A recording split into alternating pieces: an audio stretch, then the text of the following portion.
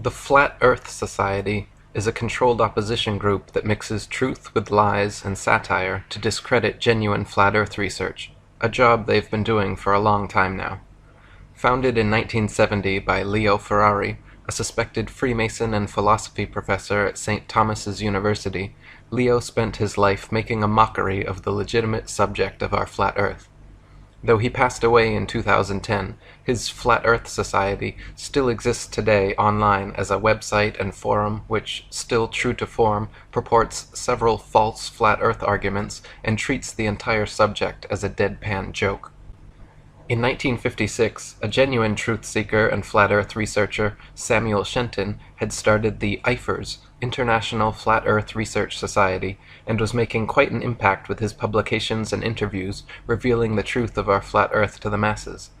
The globalists attempted to ignore the threat posed by Shenton for over a decade before finally creating their competing, farcical, controlled opposition FES, Flat Earth Society, which has spent the past 45 years steering all flat Earth inquiry into the realms of satire and sarcasm. To give an idea of how the controlled opposition works, consider the example of Leo Ferrari's pumpkin-sized rock he would always take during his interviews and lectures, claiming he brought the stone back from the edge of our flat Earth. He would say with a huge smirk on his face how his boat had fallen over the edge, but he was luckily saved by hanging onto this rock.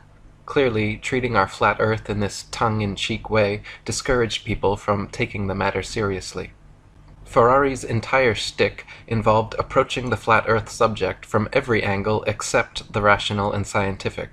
For example, he published a series of articles including "The Global Fallacy as a Cause of Racial Prejudice," arguing that people in countries at the top of the globe felt superior to those at the bottom, when in fact there was no top or bottom to the world, so even if one assumed that the world was spherical, the top and bottom have been arbitrarily selected, resulting in racial discrimination against those in the South. How can the globularists, their hirelings and dupes, seriously claim to believe that all men are created equal when they teach that some men are eternally fated to hang like bats from the bottom of a globe on which other men stand upright? The only solution is a flat Earth. So you see, instead of presenting measurements or experiments, instead of presenting any proofs or evidence, Ferrari would often simply argue the flat Earth as a serendipitous, satirical solution to social problems. In a famous 1971 CBC interview, Ferrari was asked, "How do you explain the fact that the Earth appears round in the pictures taken from space by the astronauts?" Instead of answering and addressing the clear photo trickery involved, Ferrari replied, "Simple. No doubt you're familiar with Einstein's theory of the curvature of space. If space is curved, and modern physics is based on that assumption, the Earth, from space, would appear circular. It's a simple optical illusion." This convoluted, pandering answer really is no answer at all, and serves only to make the listener cock their head and raise an eyebrow.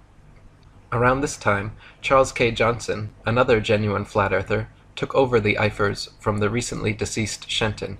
He and his wife Marjorie, along with being flat-earthers, were also vegetarians and anti-vivisectionist activists who campaigned for better treatment of our animal friends.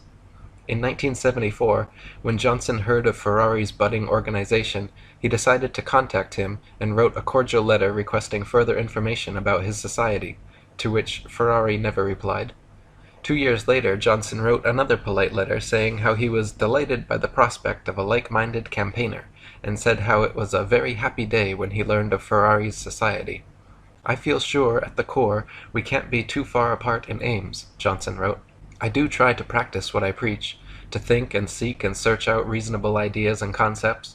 He closed saying that he could hardly wait to hear from Ferrari and hoped very much he would please reply. After 6 months without a response, Johnson wrote one more time, explaining again his sole purpose to enlarge his view and getting and holding on to the facts, which would benefit himself and in time the rest of the world. He requested a reply and a copy of Ferrari's FES magazine. In conclusion, Johnson signed, "Thanks from the bottom of my heart," in advance, but warned that if Ferrari insisted on ignoring him once again, "I will then know for sure you are some kind of enemy to the flat Earth work." Eventually Ferrari did reply this time, but not with a message or magazine as requested. He simply enclosed a FES paid application form. Johnson investigated Ferrari's organization further and found that he was using the flat earth idea as a gimmick to entertain and promote the atheistic society. From then on, Johnson worked hard to expand his IFERs and constantly for the rest of his life exposed Ferrari's FES, calling him a false prophet guilty of muddying the waters of truth. Near the end of his life, tragically, Johnson's house burned down, along with all the flat earth materials he and Shenton had collected over their lifetimes. Until his dying day, Johnson claimed the fire to be the result of arson by a NASA agent he had seen snooping around. Until recently, the IFERs had disappeared and only Ferrari's FES existed as a website and message board maintained by moderators who, following in the footsteps of Ferrari, make a mockery of the whole thing and turn every thread into a joke, deterring any serious flat earth researcher from pursuing further. The only redeeming aspect of their website is the library of other people's flat earth material they maintain, which is actually quite good. The current president, Daniel Shenton, coincidentally no relation to the genuine flat earther and IFERS founder Samuel Shenton, can be heard in the following clip, still muddying the waters of truth with several false flat earth arguments. And here's David talking to Daniel Shenton. I see the world as being flat. It's a disk. There are changes in the surface, but generally it's a flat disk. And what about the planets, the sun, the moon? I'm not sure about them. It seems to me from the evidence that I've seen that they're probably spheres, but it's definitely not proven, I think. And the Earth, being a disk, presents certain problems with gravity, but you have a solution to that too? Yeah, the effects of gravity, I feel, could be simulated, or what people think of as a sort of mainstream idea of gravity would be simulated by simply the disk of the Earth moving upward, it is accelerating upward at 9.8 meters per second. It would have the same effects as what people traditionally think of as gravity. And the old chestnut, if the Earth's flat, what stops people falling off? Nothing, I suppose. There's a barrier around the edge, but ultimately I think if you could get past that, you would fall off. And you're serious about this, aren't you? This isn't a clever metaphor or a marketing ploy for something else. This is what you truly believe. It is. If it's a marketing ploy for something, then I'm not aware of it, and I'm certainly not getting paid for it, so... Notice he says he is not sure about the sun, moon, and planets, but that they're probably spheres, but it's definitely not proven, I think. He flip-flops his answers and expertly fumbles his words, as if intentionally trying to sound scatterbrained. Compare and contrast this shill with genuine flat earth researchers like myself, who will tell you unequivocally that the sun, moon, stars, and planets are all merely luminaries, round disks of celestial light, not spherical terra firma capable of landing on, as the Freemasons at NASA would have you believe.